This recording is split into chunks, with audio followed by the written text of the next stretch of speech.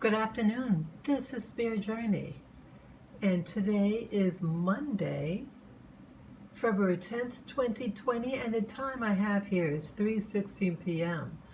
I was just surfing the net, and on YouTube I found this video. It's about a child prodigy. Okay, that's the name. Move it up.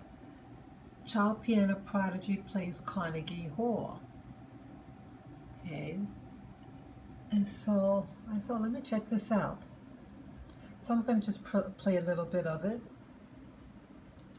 Visiting New York City for the first time is an exciting experience for many. But for William Zhang, he has an extra reason to smile. In a few days, he would be playing Carnegie Hall. The 6-year-old from Atlanta, Georgia, won first prize in the American Prodigy International Piano and String Competition. What got him there was this amateur video taken by his father.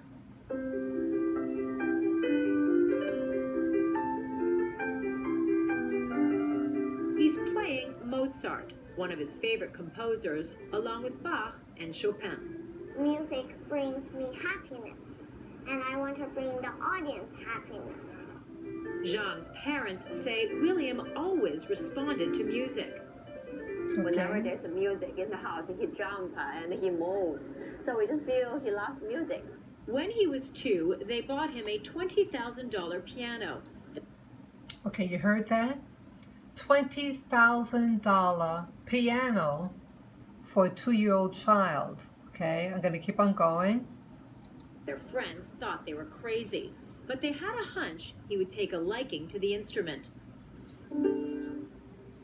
This video was taken when William was 1. Zhang's parents wanted him to start lessons at 2 or 3, but everyone told them he was too young. We feel very frustrated. He can punch the little key and make some beautiful sound. Why don't you teach him? But no, nobody wants to teach him. So his parents, who didn't play instruments themselves, taught him to play baby songs. Then at 4 and a half, he began piano lessons. Today, he practices up to 3 hours a day. It's like the best team. Parents, students. Okay, now it takes a lot of insight for a parent, and parents who don't have any music background, but they had a hunch. It's something about the child, and they knew that they want to invest in him. And it's not the first time that I've heard stories like this about child prodigies of Asian background, and they invest their money in their children, and the kid excels. We've heard this many times if you live in the United States of America. So why am I sharing this? Well, there's several reasons. Now, the United States has child prodigies and one of Black ancestry as well. In '93, I came across this book in the library, and let me show you this.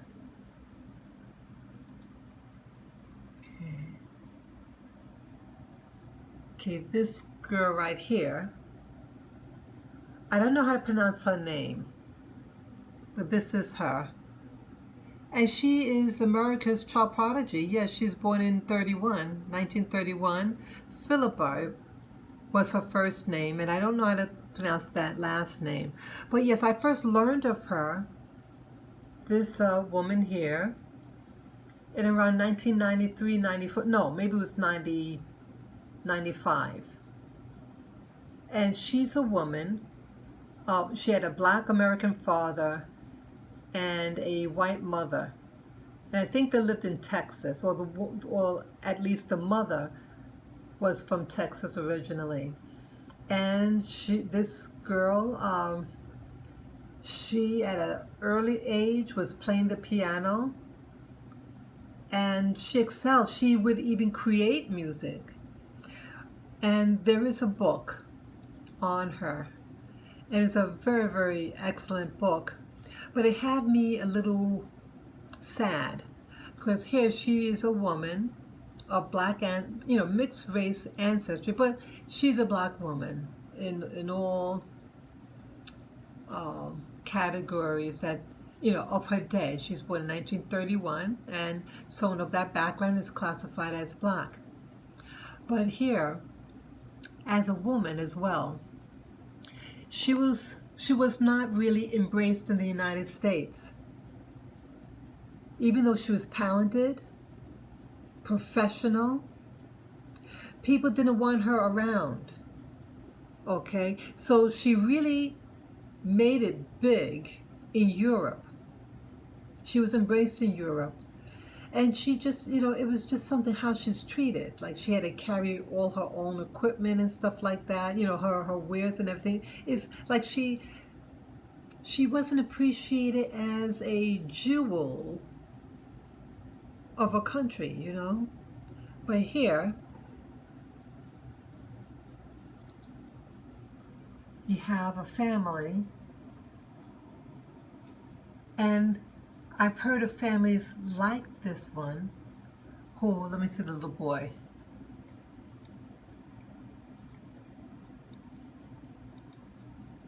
Like this young boy who loves music also, but is embraced and is welcome to Carnegie Hall.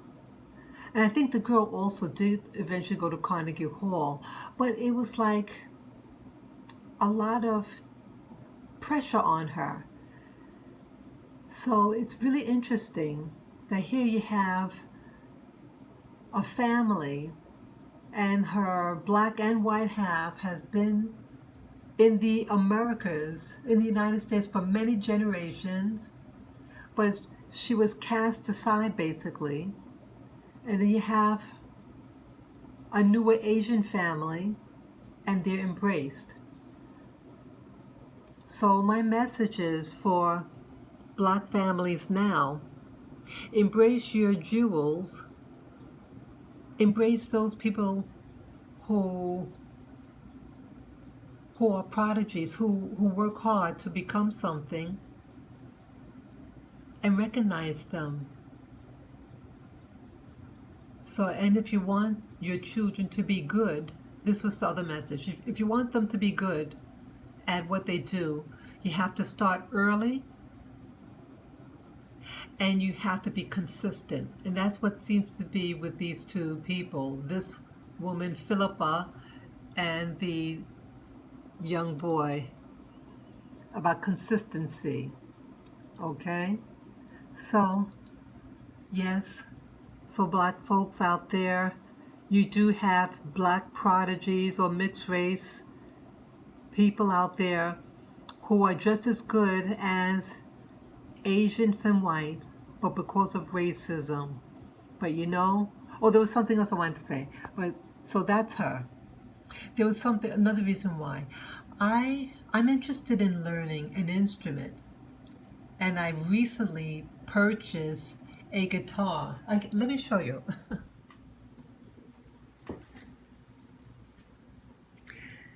This is my 12-string guitar. Yes. It's a Ibanez, something like that.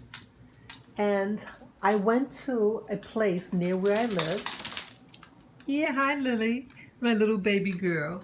Yes, so I went to a facility that teaches music.